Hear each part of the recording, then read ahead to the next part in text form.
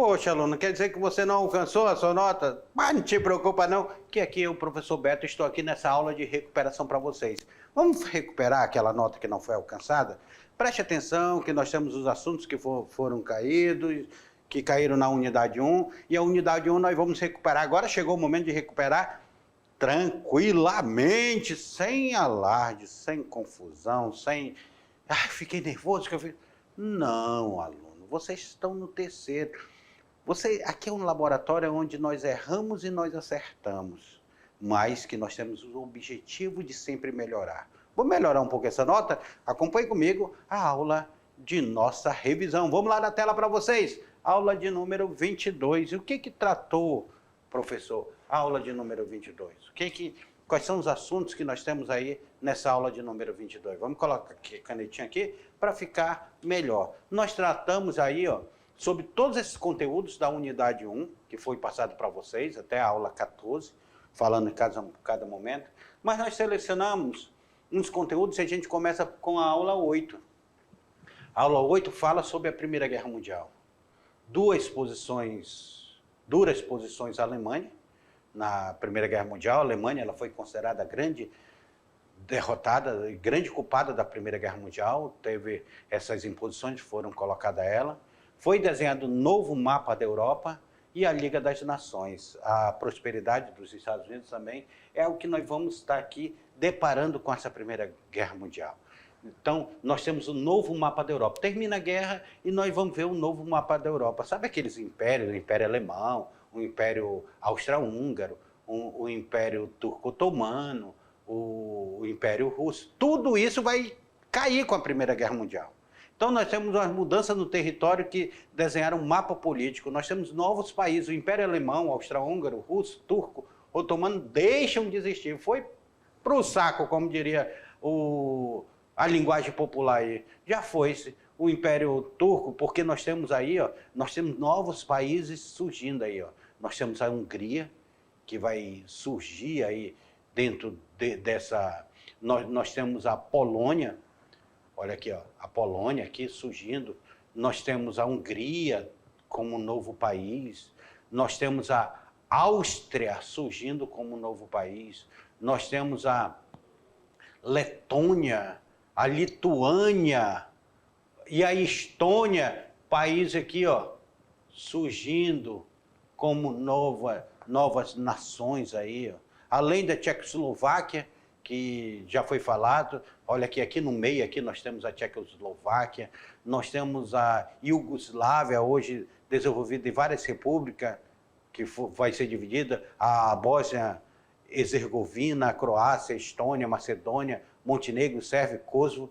Então nós temos aí esses países que a Iugoslávia aí vai ser dividida. Então nós temos esses países que surgiram, que saíram desses impérios, saíram do Império Russo, saíram do Império Alemão, saíram do Império Turco, Otomano, que vão desaparecer aqui após a Segunda Guerra Mundial. Um novo mapa. A Liga das Nações é formada... A Liga das Nações vai ser formada em 1919, e os Estados Unidos entra e depois sai da Liga das Nações, ele não aceita os termos da Liga da Nação. E a Liga da Nação ela surge em 28 de abril de 1919, na tentativa de evitar que novos conflitos mundiais ocorressem. Deu certo a Liga das Nações? Não, não vai dar certo porque nós temos a Segunda Guerra Mundial. A missão seria agir como mediadora dos conflitos internacionais. E a Liga das Nações aqui não consegue ser essa grande mediadora. Não reuniu força política necessária para cumprir o papel de mediadora. Quem vai ter medo da Liga das Nações? Inglaterra e França vão dominar a Liga das Nações e o povo não vai muito obedecer o que a Inglaterra e a França falavam na Liga das Nações, não. Os Estados Unidos saem grande vitorioso da Primeira Guerra Mundial, porque ele não teve ataque no seu território.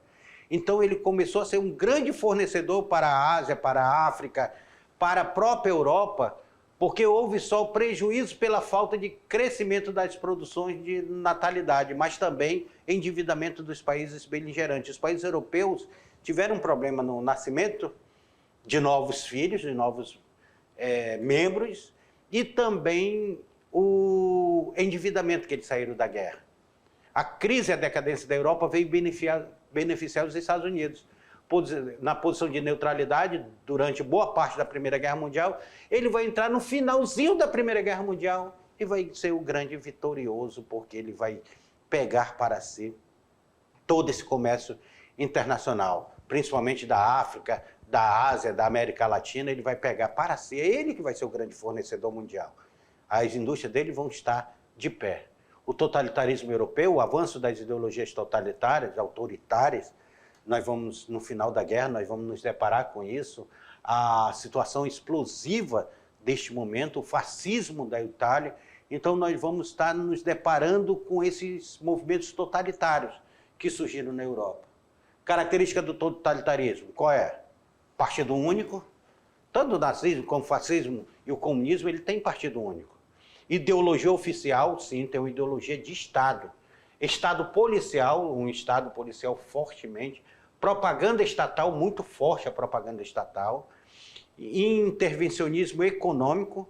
Intervencionismo, não tem esse negócio do liberalismo, não. Lá vai ter intervencionismo, eles vão estar com todas as mãos dele dentro da economia. Eles que controlam a economia, a direção do controle geral da economia do Estado.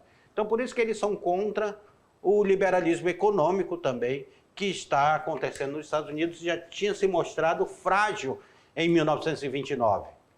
Após a Primeira Guerra Mundial, o governo da Itália teve de enfrentar um saldo doloroso desse conflito. A primeira fase vai de 1922 a 1924, a organização das milícias, das tropas fascistas. E aí a segunda fase vai de 1925 até 1939, caracterizado pela implantação da ditadura fascista na Itália e, em 1939, a entrada na Segunda Guerra Mundial. Que a Itália ela vai começar a ser neutra, mas depois ela entra na Segunda Guerra Mundial. O totalitarismo na Europa, na Alemanha, nós temos a figura do Hitler com o nazismo e como ele governa, o Hitler quando governa. Olha aí, a capa do seu livro, Mein Kampf, Minha Luta, que Hitler escreve na prisão, após a Primeira Guerra Mundial, humilhada pela derrota, pelas duras condições impostas pelo Tratado de Versalhes. A Alemanha, então, ela vai buscar, dentro desse líder, um apoio. Temendo a expansão do socialismo, a própria elite política e econômica da Alemanha, ela vai cair nos braços do partido nazista, nos braços de Hitler, porque diz, meu Deus do céu, o socialismo, o comunismo está crescendo na Europa, nós temos medo do comunismo, ai, o comunismo, que não sei o que, e vão cair nos braços de Hitler, vão apoiar o seu grande Führer, o grande Hitler, apoiando ele para... Hitler começa a liderar esse movimento do partido nazista, era também chamado de nazis, e ele começa a liderar esse partido crescente dentro da Europa. Eles tentam dar o golpe, não conseguem. Hitler vai ser preso, mas depois ele volta, e o partido nazista ele vai crescer, ele vai fazer maioria. Aí, quando nós temos em 1914, Hitler que se alista ao exército voluntário alemão, a tumultuada situação política e social favorece a ascensão de Hitler ao poder. Hitler, o partido dele faz a maioria no Congresso. E aí ele vai dizer, olha, o Hindenburg, o presidente Hindenburg, nós precisamos criar um mecanismo para nos livrar do comunismo. Aí o Hindenburg vai dar carta branca para Hitler, tornando ele chanceler. Aí é onde Hitler começa o processo dele, o projeto dele do Terceiro Reich. Torna-se chanceler. Chanceler e depois vai se tornar Führer, o poder absoluto, ele vai pegar o poder absoluto para dentro dele. E o totalitarismo ele foi difundido por restante da Europa, pela França, pela Portugal, o próprio Brasil, nós temos o integralismo e o Estado Novo aqui, que vai ter característica desse movimento totalitarista, a destruição de Guernica, que vai ser um ensaio militar aos nazistas. Então, vamos começar pela França. Vamos começar a falar, pela França não, desculpa, pela Espanha. Vamos falar sobre a ditadura de Franco. Na Espanha, o general Francisco Franco juntou forças para lutar contra a República Espanhola. Sangrenta guerra civil explodiu em 1936. Então ele queria implantar lá na Espanha um sistema totalitário. E ele vai vencer. As tropas de Franco, chamada de franquista, vão vencer esse conflito. e ele tenta fazer. É quando o exército alemão vai testar o seu poderio militar em Guernica, dentro dessa guerra civil.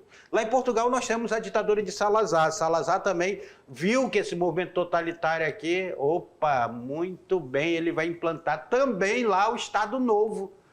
Olha que coincidência, aqui no Brasil Getúlio Vargas implanta o Estado Novo e lá o Salazar implanta o Estado Novo. Em Portugal, Antônio de Oliveira Salazar assumiu em 1932. Em 1933 nós temos a Constituição, uma nova Constituição portuguesa, com a qual teve início um período da história portuguesa conhecido como Estado Novo. A democratização política de Portugal desenvolveu somente com a Revolução de 1974, quando eles vão derrubar o salazarismo, ali na Guerra dos Escravos e tudo, e vão voltar a Portugal ser uma democracia. Recente, ó. Recente, eu digo historicamente, aí nós temos aí 49 anos isso acontecendo. E aqui no Brasil? Aqui no Brasil, meus queridos, aqui, olha, se você vê aqui o totalitarismo, ele... Vamos aqui com calma. O totalitarismo nós temos ele na Espanha, é por isso que eu quero que vocês observem que não é só na Alemanha e na Itália. Nós temos ele na Espanha, nós temos ele em Portugal, na Espanha com a ditadura de Franco, em Portugal com a ditadura de Salazar. Nós temos ele no Brasil, o integralismo, o Estado Novo. Nós temos a destruição de Guernica, que foi um ensaio nazista, porque os nazistas, eles desenvolveram uma força aérea chamada Luftwaffe. Luftwaffe. Só esse nome já dava medo. E a Luftwaffe ela vai agir em Guernica, elas vão jogar bombardeios, bombas incendiárias, eles vão passar horas e horas bombardeando. Só para vocês terem uma ideia, as pessoas elas tentavam ir para os porões, que eram locais antibomba, e as pessoas eram assadas vivas lá de tanto calor que se gerou com o bombardeio em Guernica. Pablo Picasso até faz um desenho chamado Guernica, que ele retrata a Guerra Civil Espanhola, a crueldade que foi a Guerra Civil Espanhola. Salazar colocando essa ditadura. E em Portugal, Salazar não, desculpa, Franco colocando essa ditadura lá na Espanha. E Salazar em Portugal não vai ser diferente. E eu quero que vocês observem que Salazar ele teve um período mais duradouro. A democratização de Portugal ela só vai ser possível com a Revolução de 1934, a Revolução dos Escravos de 1974, desculpa, 74. Então, nós temos aí isso acontecendo na Europa. E no Brasil? No Brasil, será que nós tivemos? No Brasil também tivemos o chamado Estado Novo, de Getúlio Vargas. A Ação Integralista Brasileira, fundada por Plínio Salgado, ele funda em 1932 a Ação Integralista Brasileira. Os caras até fardados, olha como o integralismo ele parecia muito com o nazismo de Hitler. Os caras usavam fardado, as camisas verdes, eles marchavam, eles fizeram juventude do integralismo, fizeram essa juventude. Vargas implantaria uma ditadura de Estado em 1937, com o apoio desse movimento integralista. Olha os símbolos que ele utilizava. O primeiro era o sigma, que era essa letra aí do alfabeto grego. Ele utilizava o sigma. O nazismo utilizava o quê? Deixa eu ver aqui se eu consigo desenhar. Como é o nome disso aqui? O nazismo ele utilizava a suástica. E eles utilizavam o sigma, que era um outro símbolo. E olha o lema deles. Deus, pátria e família. Era o lema do movimento integralista brasileiro. Então, vem aqui comigo, vamos fazer essa revisão aqui comigo. Olha vocês como é que está a questão da Europa. A Europa do século XX. Nós iniciamos a Europa em 1914. Em 1914, estoura a Primeira Guerra Mundial. A Primeira Guerra Mundial, que nós temos aí uma aliança de um lado e uma aliança de outro. Nós temos de um lado, formado pela Alemanha, pela Itália, pelo Império Austro-Húngaro. E depois vai se desfacelar, a Itália vai mudar. Em 1915, ela vai mudar de lado. Ela vai passar aí, porque o outro lado nós temos a Inglaterra. Nós temos quem mais? Nós temos a França. Nós temos a Rússia, Império Russo. Porque ainda não tinha acontecido a formação do socialismo na Rússia. Em 1917, no decorrer da guerra, a Rússia ela sai da guerra porque lá ela vai enfrentar uma guerra civil e nós temos lá na Rússia, nós temos a Revolução Russa.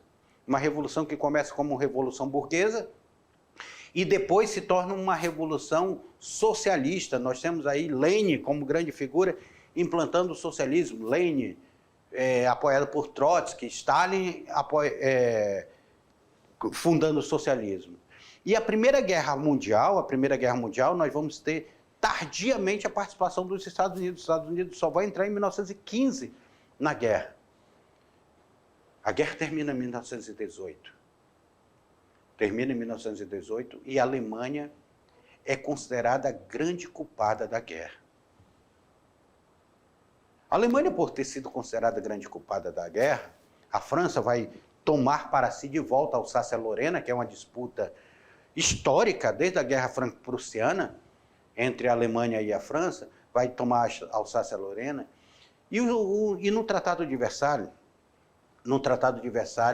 duras posições vão ser colocadas contra a Alemanha. A Alemanha aceita essas posições? Não. A Alemanha vai ficar humilhada. Então, os alemães eles precisam de um líder que levante a sua moral. É aí que aparece Adolf Hitler. Adolf Hitler disse, olha, o Tratado de Versalhes não foi muito bom com a Alemanha. Então nós precisamos dar resposta. Adolf Hitler também olha para os Estados Unidos e disse, olha aí, ó, os Estados Unidos que vinha ajudando aqui a República de Weimar, dentro da Alemanha, faliu. Teve a quebra da Bolsa de Nova York em 1927.